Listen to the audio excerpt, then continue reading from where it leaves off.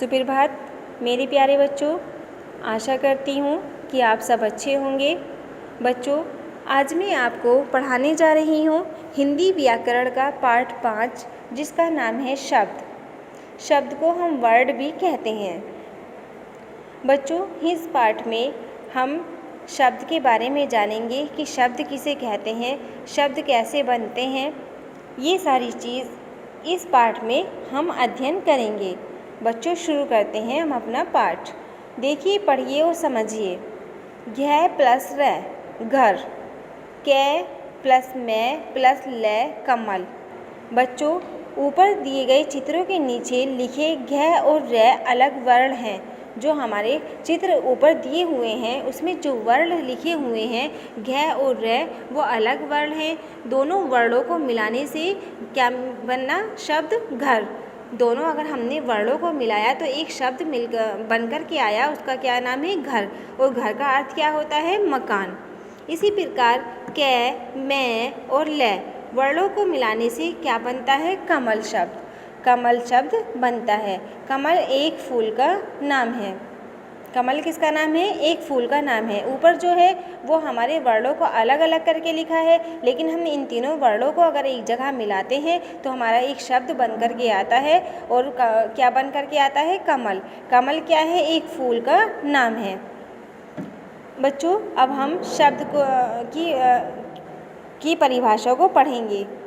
दो या दो से अधिक वर्ण मिलकर, हमारे पास दो वर्ण हैं या फिर उससे भी ज़्यादा वर्ण हैं, उनको अगर हम मिलाएंगे तो क्या बनेगा? एक निश्चित अर्थ देते हैं तो वे शब्द कहलाते हैं।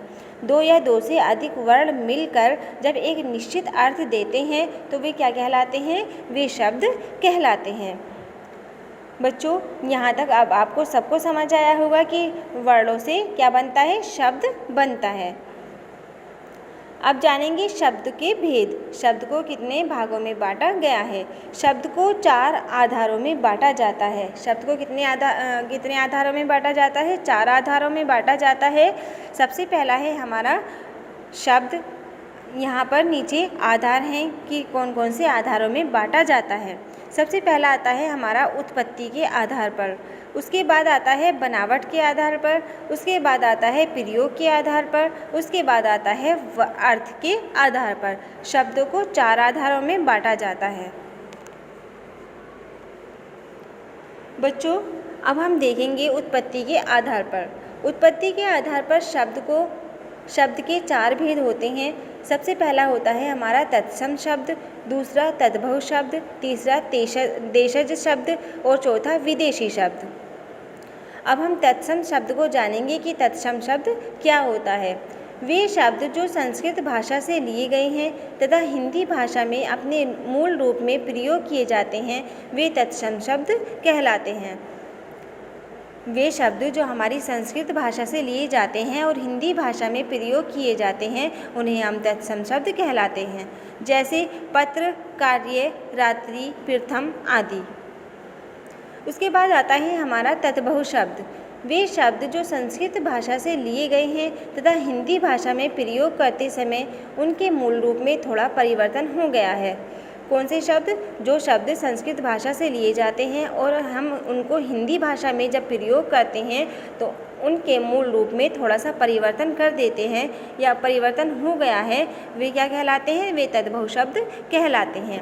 जैसे आग, खेत, रात, दूध आदि। उसके बाद आता है देशज शब्द। देशज का अर्थ है देश में उत्पन्न, यानी कि जो देश में उत्पन्न शब्द हैं इसको हम देशज शब्द कहते हैं। स्थानीय बोलियों के जिन शब्दों का प्रयोग हिंदी भाषा में किया जाता है उन्हें देशज शब्द कहते हैं। जैसे फावड़ा, पगड़ी, रोटी आदि। उसके बाद आता है हमारा विदेशी शब्द। विदेशी भाषाओं से लेकर जिन शब्दों का प्रयोग हिंदी भाषा में किया जाता है, जो हमारी विदेश में बोलने वाली जो भाषा होती हैं उन भाषाओं से लेकर जिन शब्दों का प्रयोग हमारी हिंदी भाषा में किया जाता है उन्हें हम क्या कहते हैं? विदेशी शब्द कहते हैं। जैसे डॉक्टर, स्टेशन, कंपनी आदि। बच्चों, यहाँ पर हमने देखा उत्पत्ति के आधार पर शब्दों के 4 भेद होते हैं। उत्पत्ति के आधार पर शब्दों के 4 भेद होते हैं, तत्सम, तद्भव, देशज और विदेशी। उसके बाद हम पढ़ेंगे बनावट के आधार पर। बनावट के आधार पर शब्दों के कितने भेद होते हैं? 3 भेद होते हैं। बनावट के आधार पर शब्दों के 3 भेद होते हैं। सबसे पहला होता है हमारा रूढ़ शब्द, दूसरा है हमारा यौगिक शब्द, तीसरा है योग रूढ़ शब्द। सबसे पहला रूढ़ शब्द के को जानेंगे कि रूढ़ शब्द क्या होता है। जो शब्द काफ़ी समय से किसी विशेष अर्थ के लिए ही प्रयोग किए जा रहे हों वे रूढ़ शब्द कहलाते हैं। जो शब्द काफ़ी समय से कोई भी हमारा विशेष अर्थ होता है उसके लिए अगर हम प्रयोग करते हैं तो वे हमारे रूढ़ शब्द कहलाते हैं, जैसे पानी, घर, नदी आदि। उसके बाद आता है हमारा यौगिक शब्द। जो शब्द 2 या अधिक शब्दों के योग से बने हों और प्रत्येक खंड का कोई अर्थ न हो। जो शब्द 2 या उससे भी अधिक शब्दों से बनते हों और प्रत्येक खंड का कोई अर्थ हो तो वे क्या कहलाते हैं? यौगिक शब्द कहलाते हैं। जैसे अब आप देखेंगे 2 खंडों में विभाजित है यहाँ पर पाठ प्लस शाला, तो यहाँ पर इसको बनाया हमने पाठशाला। पाठशाला का अर्थ क्या होता है? विद्यालय, स्कूल। उसके बाद प्रधान प्लस मंत्री, प्रधानमंत्री। ऐसे ही यहाँ पर इसको भी 2 भागों में डिवाइड किया है और इसका अर्थ है प्रधानमंत्री आदि। उसके बाद आता है हमारा योग रूढ़ शब्द। 2 या 2 से अधिक शब्दों से बने ऐसे यौगिक शब्द जो एक विशेष अर्थ देते हैं उन्हें हम क्या कहते हैं? योग रूढ़ शब्द कहते हैं। जो हमारे 2 या 2 से अधिक जो शब्द होते हैं, शब्द से बने ऐसे यौगिक शब्द जो एक विशेष अर्थ देते हैं, शब्दों से हमारे यौगिक शब्द जो हमें विशेष अर्थ देते हैं उन्हें हम योग रूढ़ शब्द कहते हैं। जैसे जल प्लस जय, तो क्या बना? जलज। हमारा ये एक शब्द बन गया जलज, लेकिन हमने इसका अर्थ निकाला तो अर्थ क्या है हमारा? जल में पैदा होने वाला। उसके बाद आता है हमारा कमल। जल में पैदा होने वाला क्या है? कमल।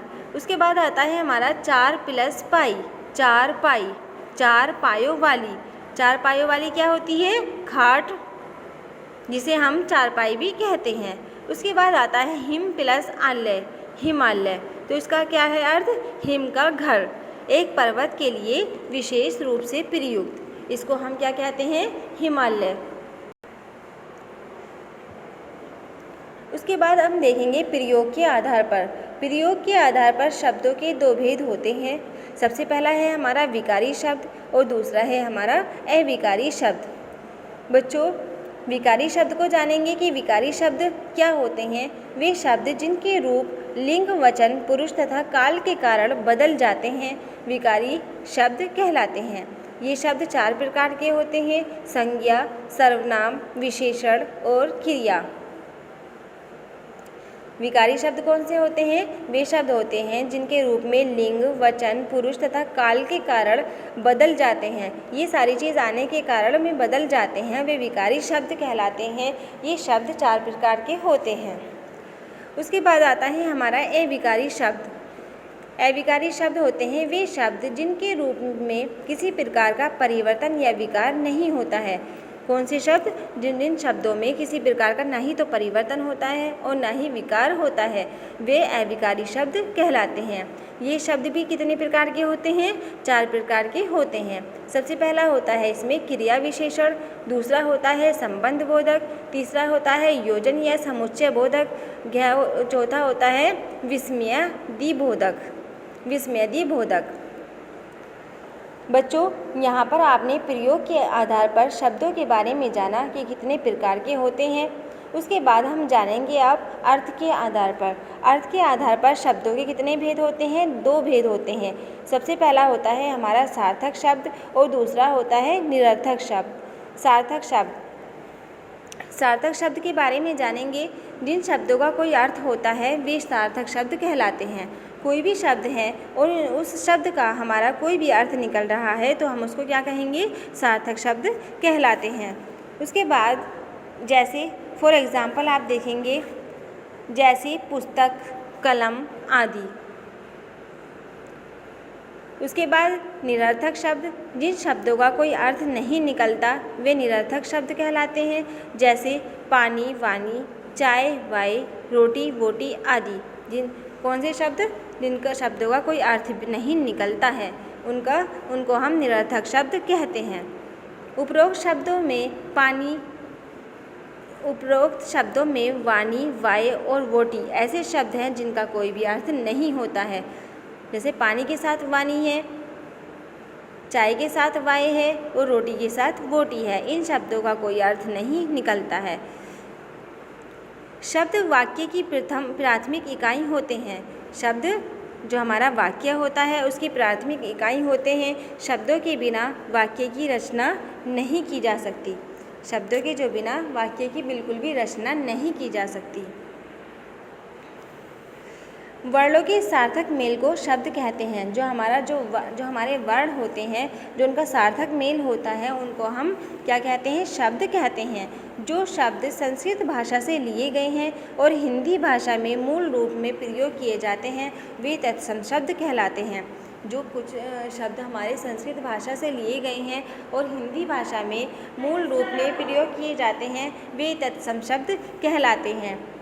जो शब्द संस्कृत भाषा से लिए गए हैं लेकिन हिंदी भाषा में प्रयोग करते समय उनके मूल रूप में थोड़ा परिवर्तन हो गया है, वे तद्भव शब्द कहलाते हैं। जो शब्द संस्कृत भाषा से लिए गए हैं लेकिन हिंदी भाषा में प्रयोग करते समय उनके मूल रूप में थोड़ा परिवर्तन हो गया है, वे तद्भव शब्द कहलाते हैं। बच्चों, मैं आशा करती हूँ कि आपने इस शब्द पाठ को बहुत अच्छे से अध्ययन किया होगा। धन्यवाद।